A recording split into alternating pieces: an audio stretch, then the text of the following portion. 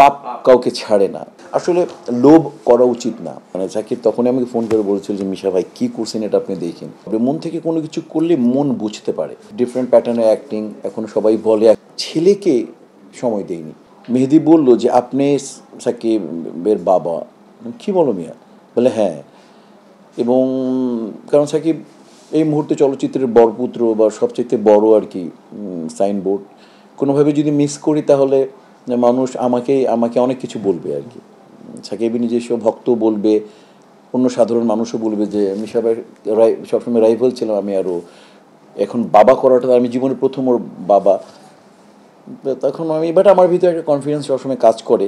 আমি মেধা চাইতে আমি সবসময় মনে করি যে আমি যদি অনুশীলনে থাকি তাহলে মানুষ বুঝতে পারবে। মন থেকে কোনো কিছু করলে মন বুঝতে পারে।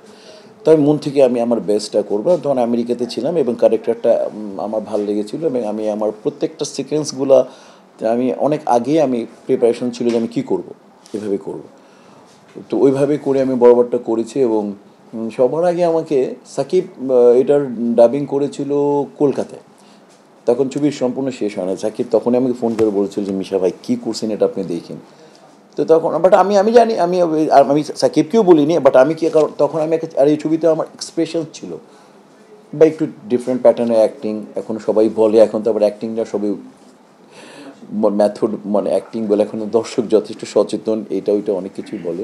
তো যাই হোক আমি শুধু এইটুকু একজন শিল্পী হিসাবে আমি চিন্তা করেছি যে বাবা বলে কি করা উচিত। বাবার এরকম আবার ব্যবসায়ী, এরকম একটা স্ট্রং ব্যবসায়ী যার একেবারে যেটা দেখানো হয়েছে যে একেবারে পলিটিক্যালি তার অসম্ভব ক্ষমতা।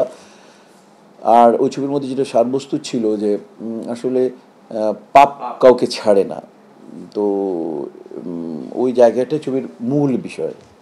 এবং আমি লাস্টে যে একটা আমাদের যে সমাজে যে মানুষের যেই পার্থিব জগৎকে মানে হাসিল করতে গিয়ে বা আমাদের এই পৃথিবীর জিনিসটাকে হাসিল করতে গিয়ে আমাদের নৈতিকতা নষ্ট হয়ে যায়, ব্যক্তিত্ব নষ্ট হয়ে যায়।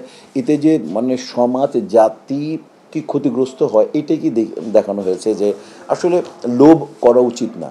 আমি যদি আমার ছেলেকে সময় দিতাম ওই ছবিতে দেখা গেছে যে আমি মন্ত্রী মহোদয়ের সবচেয়ে বড় ক্ষমতাধর মানুষ কিন্তু আমার ছেলেকে সময় দিইনি। ছেলে যে এখানে তার মানে নষ্ট হয়ে যাচ্ছে খেয়ালই করিনি।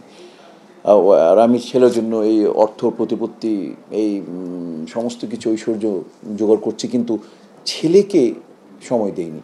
এবং ছেলে শেষ পর্যন্ত সেও তার কৃতকর্মের জন্য মারা যায় আর আমি আমার কর্মফলের জন্য আমি সুসাইড করি। তো ওইটাই এই ছবির এটা একটা আমাদের সবাই যাদের পিতামাতা আছে অভিভাবকদের আসলে সন্তানদেরকে নিয়ে খুবই সচেতন থাকা উচিত। আর লোভ এত করা উচিত না আর কি। এটা ছবিটা দারুণ শিক্ষণীয়, কমার্শিয়াল ছবি হলেও কি হবে কিন্তু দারুণ শিক্ষণীয় ব্যাপারটা ছিল। আর ইনসাফে ছিল আমার ছবিটা একটু একটু হালকা কমেডি প্লাস যে আমি শাহিন সুশীল শাহিন বাসা নিকেতন। তারপর পরে আবার মানুষ অ্যাড করছে সৎসঙ্গে সচেতন অসৎ সঙ্গে নিকেতন। আসলে এটা ওই পরিচালকটা সঞ্জয় সমাজদার ওকে আমার খুব ভালো লাগে। আমি যখন নাটক দেখতাম ওটিটি তোর কাজগুলিতে ফ্রেমগুলো ফিল্মি হয়। ও ভালো একটা চেষ্টা করেছে, একটা মৌলিক ছবি কমার্শিয়ালি প্রেজেন্ট করার চেষ্টা করেছে। ওইখানে কিংবদন্তি এই প্রজন্মের দারুণ দারুণ শিল্পী ছিল। মোশাররফ ছিল ওইখানে, সঞ্চয় একটা ক্যামিও ওইখানে চঞ্চল ক্যামিও করেছে, তারপরে ফারিন করেছে, নায়িকা বেশ ভালো করেছে। আর আমার খুবই পছন্দের আর্টিস্ট ওই ছবির শরীফুল রাজ, আমি ওকে খুবই পছন্দ করি, অসম্ভব ট্যালেন্টেড আর্টিস্ট।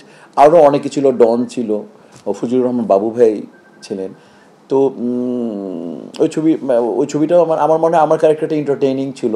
আমি চেষ্টা করেছি যতটুকু আমার মানে ক্ষমতা আছে বা যতটুকু আমার লিমিট আছে আমি অতটুকু করার।